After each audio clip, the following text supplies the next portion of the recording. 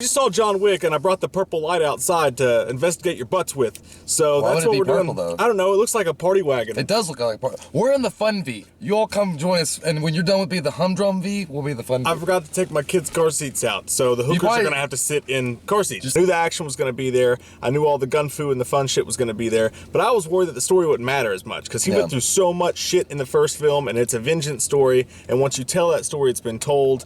And through the first act of this film, I kind of was like, I wonder if they're going to do anything different than the first film did, because they kind of went along the exact same path. But then they did something that's been done before, but they took it to another level. And they made it where the first one was a little bit emotional. This one was all the way just fucking cool. Yeah, there was no doubt that this had the cool factor times 1,000. I got so pumped and excited for this film. It was like when I found the magic whistle in Super Mario Brothers 3. Like when you find the magic whistle, you're like, wow, it was there the entire time. You guys know what I'm talking about. Or when you fight Reptile in Mortal Kombat. Or when you find your sexuality. It's way more far scoping than you thought it would be. And that's scary because they play that perfect line where they don't explain it, so they don't have to live up to like plot holes and all this stuff like that, but it's far reaching. Like this movie feels like the Matrix at times. Like it really does. It literally feels like this is what happened if Neo became a hitman later in life. And it's even got Lawrence Fishburne in it, and he's a badass. Which is kind of weird that he's in it. I mean, and then they have this whole interaction between each other. It's like, he met me a long time ago. I was like, I know, in the Matrix, and you got a plug. How's Zion? I thought they were going to go fourth wall with that for a second. Yeah, I really thought they were going to break into it. But yeah, there's a bunch of far-reaching shit, but like I said, they don't get into it too much or try to explain it. But I want to say this was so good, and it starts out the way a badass action sequel should. I mean, it takes off. As soon as it starts, there's a huge action sequence. It's badass. Yeah, it really never stops. It's so good. This movie is so fucking good, and they capitalize on what made the first film so good that I actually think that this franchise is going to be the next big fucking huge thing. I think this is the next Bourne Bond, whatever. I think this, if done right, if nobody takes it and fucks it up at the wrong time, I think the box office is going to be huge. I think people are going to love it, and I think this thing, it could go on and on and on for decades. Yeah, and that's huge. As long as Keanu Reeves' hair holds up. If John Wick goes on, though, I mean, there is going to be a John Wick 3, and that's not giving anything away. I mean, it's John Wick. You can't kill the fucking boogeyman anyway.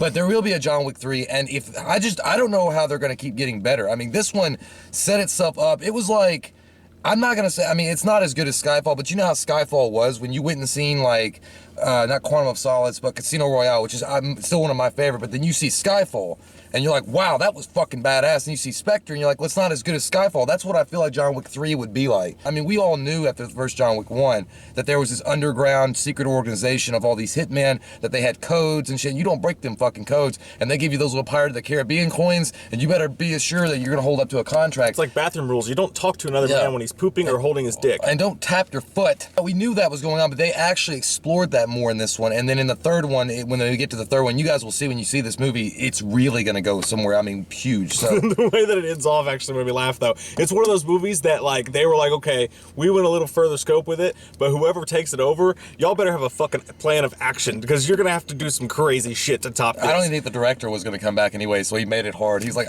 fuck. Literally, like, I'm just gonna make it like this, so whoever follows my footsteps, fucked. This is the big question, is do you like it better than the first movie? That's the question I asked you guys if you've seen it. For me, I like the first movie better personally because I like the emotion and the vengeance and stuff, even though there's a little bit of that here. I like that a lot, and it's the first film. It's always hard to top a first really good film, but this movie's just as good. Yeah, I think I'm gonna like them the same. I can't really pick between one or the other. I was a fan of Ghostbusters and Ghostbusters 2 equally. I mean, Ghostbusters 1 slightly better. So maybe John Wick is slightly better just because it was new and different and original when it came to hit the market. But John Wick 2 is so phenomenal and done so well. As far as the sequel goes, this should be the blueprint for anybody in Hollywood that wants to make a successful sequel. Yeah, it was amazing. You're gonna like it. I guarantee it. Yeah. Don't put words in my mouth, Baba Yaga. I'm gonna give it a 9.5. And the reason I'm not giving it a 10, which I really wanted to, and it's such a little minuscule thing, I don't want to bitch about it too much, but there's pacing issues, just tiny bits of pacing issues. The gun fu is there, by the way, in this. The action scenes are there, the fight sequences are awesome. One of my favorite things about this is they don't really get attached to any one villain. There's multiple villains as the film goes along, and you just spend maybe 10 or 15 minutes with a villain, and they don't have a huge backstory, they don't have a lot of depth to them, but they do a really good job carving out somebody interesting. Well, I don't know. I see, that was, I mean, one thing I didn't really pay much attention to, but the main villain in this one, the one that really gets it going against Wick, the reason why Wick is doing what Wick's doing. Sam Smith? Yeah, that pretty much Sam Smith. He looked like Joaquin Phoenix, like younger, skinnier version of himself. Like, I don't know. I just didn't like that guy. I thought he was one-dimensional as fuck. I think that he was basically every Italian bad guy you've ever seen in your life. And he, not that he was bad, he just wasn't exceptional. Like, I thought that besides Keanu Reeves, John Wick, the most exceptional character guy was Winston again. The guy that plays Winston, those interactions between him and Wick are fucking awesome. I love those. And one thing this movie I think did do better than the first film is they have at least one character who's actually like John Smith, fucking Pocahontas. But they have one character who physically is John Wick's equal in common. Yeah. And their fight sequences and the way they go one-on-one and that whole fight scene is absolutely amazing. For a second, I thought they were going to go, they live territory. They almost did. I was going to laugh my ass off. But that was the only problem I had really with the first film is that at the end, he's done so much bad shit already. By the time he reaches the main guy, they've already told you for an hour and a half, this guy's scared to death of John Wick. Yeah. So it's not really an equal fight. It's like Steven Seagal in his movies. He never got in a good fight. It was always him beating people's ass, with the exception of Tommy Lee Jones in Under Siege. But in this, Common gave him a huge fight. It was a great one-on-one sequence, and I love that about it. And then really, I want to say one more thing. John Wick, just to watch it for this one thing, John Wick really goes into fucking Rebel without a cause, because he does one specific thing. And he tipped his toe in the fucking deep end, and wowzer. Like, it's so, like, at that moment, it's like John Wick has reached legendary status. He was like, catch me outside, how about that? He was already mythic, and now he's legendary. Like, you're fucked, but it's so great, though, that you're John Wick and you can do those things. So, I can't wait to see all you guys' comments, and again, 9.5 for me, if you're giving it a 9.5, and that's it. It was wonderful. We're going to go pick up Gronk and put him in our back seat now. I was thinking about that, by the way, speaking of Gronk, because just the dancing, like... Oh, yeah.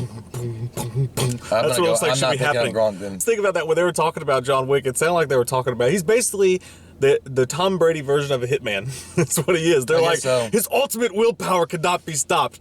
He's the perfect hitman. So comment down below. Let us know what your all's thoughts are. Did you like this? Did you like the first one more? How did you feel about this film? And do you think that at some point they could replace Keanu Reeves and still have successful John Wick sequels? John Wick. Comment down below. Let us know. If you're new to the channel, click that subscribe button and get some fucking wham up in you. Yeah. Touch it. This is a new... Don't touch that. We watched a movie. Yeah. We watched a movie. We watched it. We watched a movie.